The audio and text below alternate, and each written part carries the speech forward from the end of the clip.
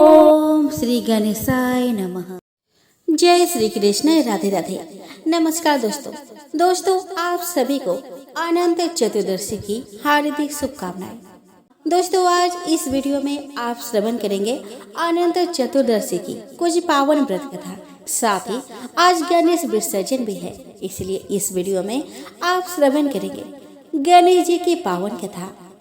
तो चलिए दोस्तों आज की कथा का शुरुआत करें। दोस्तों अनंत चतुर्दशी का पर्व हर वर्ष भाद्रपद शुक्ल पक्ष की चतुर्दशी को मनाया जाता है। यह पर्व विशेष रूप से भगवान विष्णु की पूजा अर्चना और अनंत भगवान के व्रत के रूप में मनाया जाता है। इस दिन लोग अनंत सूत्र धारण करते हैं और भगवान से सुख समृद्धि और शांति की कामना करते हैं।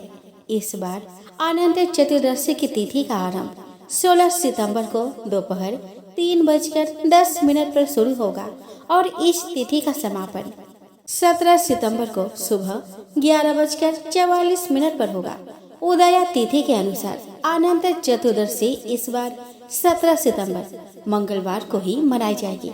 अनंत चतुर्दशी न केवल धार्मिक दृष्टिकोण से महत्वपूर्ण है, बल्कि यह पवित्रता और दृढ़ संकल्प और जीवन में अनंत उन्नति के प्रतीक के रूप में भी देखा जाता है। दोस्तों अनंत चतुर्दशी का विशेष महत्व है क्योंकि इसे भगवान विष्णु की अनंत शक्ति और उनकी निरंतरता का प्रतीक माना जाता है। अनंत शब्द का अर्थ होता है जिसका कोई अंत नहीं है और इस दिन भगवान विष्णु को अनंत स्वरूप में पूजा जाता है। यह पर्व मुख्य रूप से जीवन में आने वाली कठिनाइयों और दुखों के निवारण के लिए मनाया जाता है। कथा के अनुसार महाभारत काल में पांडवों ने अपने जीवन के परेशानियों से मुक्ति पाने के लिए भगवान श्री कृष्ण के निर्देश पर अनंत व्रत का पालन किया था। इस व्रत के प्रभाव से पांडवों को खोया हुआ राज्य और प्रतिष्ठा पुनः प्राप्त हुई थी।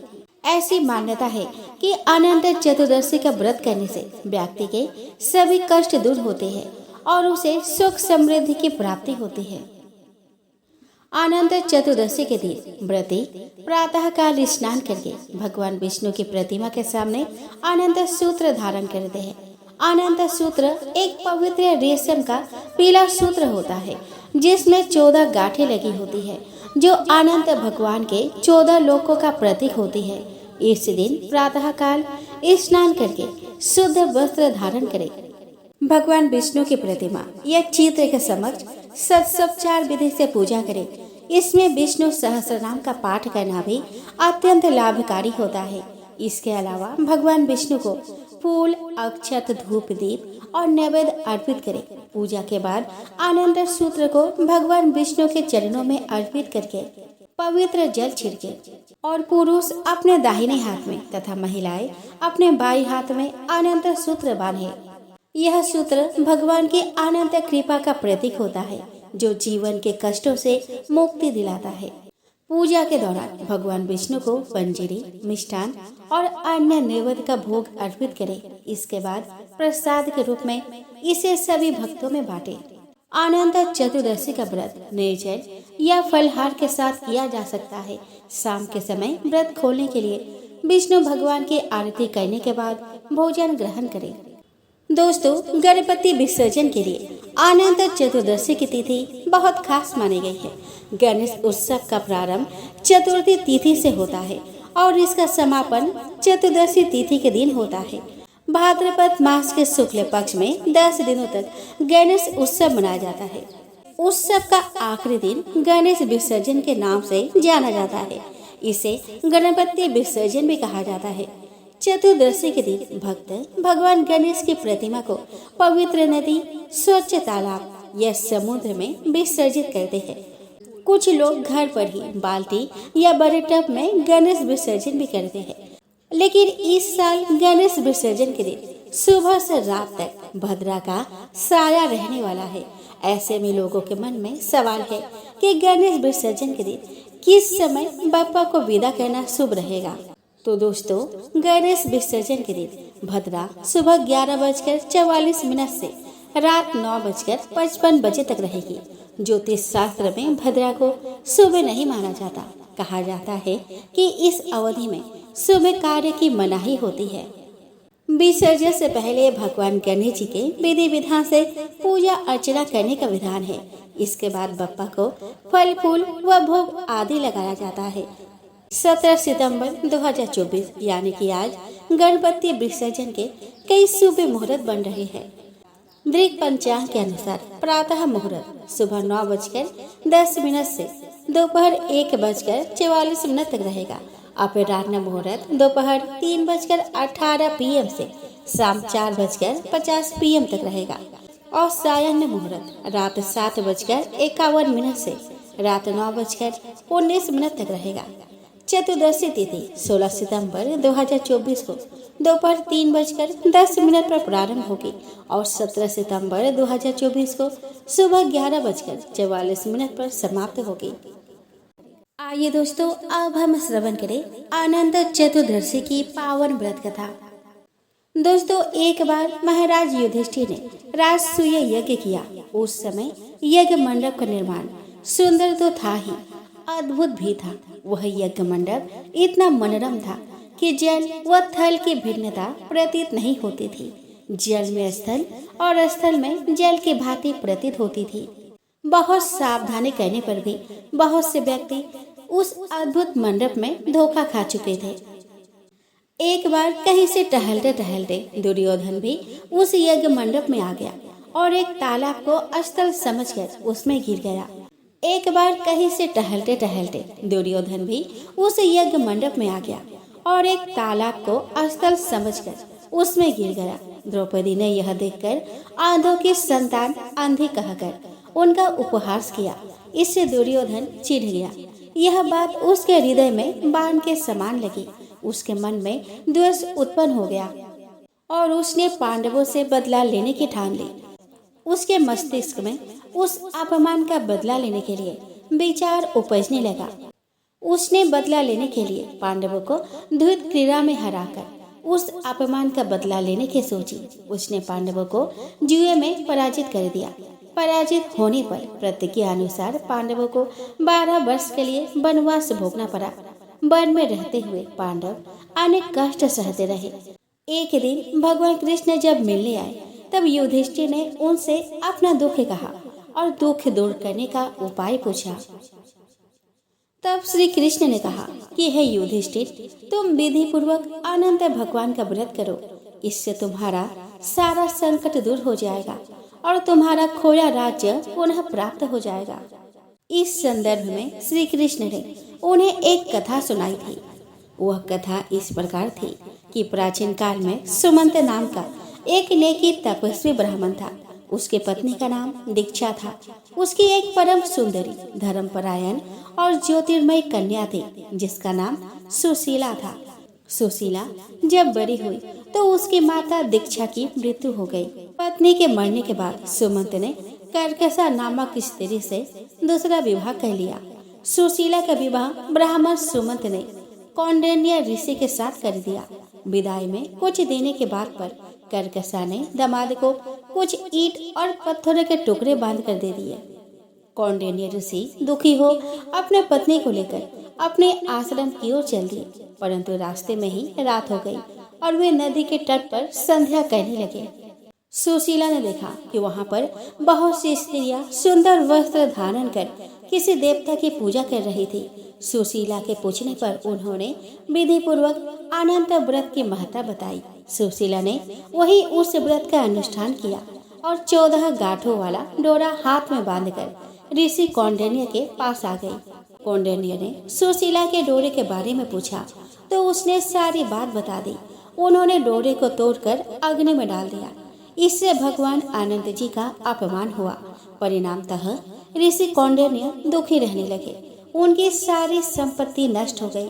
उस दरिद्रता का उन्होंने अपने पत्नी से कारण पूछा तो सुशीला ने अनंत भगवान का डोरा जलाने की बात कही।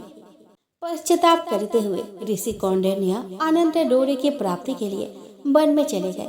वन में कई दिनों तक भटकते भटकते निराश होकर एक दिन भूमि पर गिर पड़े। तब अनंत भगवान प्रकट होकर बोले कि हे कौंडिन्य, तुमने मेरा तिरस्कार किया था उसी से तुम्हें इतना कष्ट भोगना पड़ा। तुम दुखी हुए, अब तुमने पश्चाताप किया है। मैं तुमसे प्रसन्न हूँ। अब तुम घर जाकर विधि पूर्वक अनंत व्रत करो। 14 वर्ष पर्यंत व्रत करने से तुम्हारा दुख दूर हो जाएगा। तुम धन्य धान्य से संपन्न हो जाओगे। कौंडिन्य ने वैसा ही किया और उन्हें सारे कलेशों से मुक्ति मिल गई।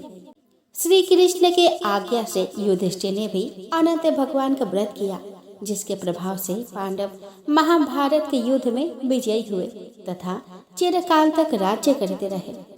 दोस्तों, धार्मिक ग्रंथों के अनुसार श्री वेद व्यास ने गणेश चतुर्थी से महाभारत कथा श्री गणेश को लगातार 10 दिनों तक सुनाई थी, जिसे श्री गणेश जी ने अक्षरशः लिखा था।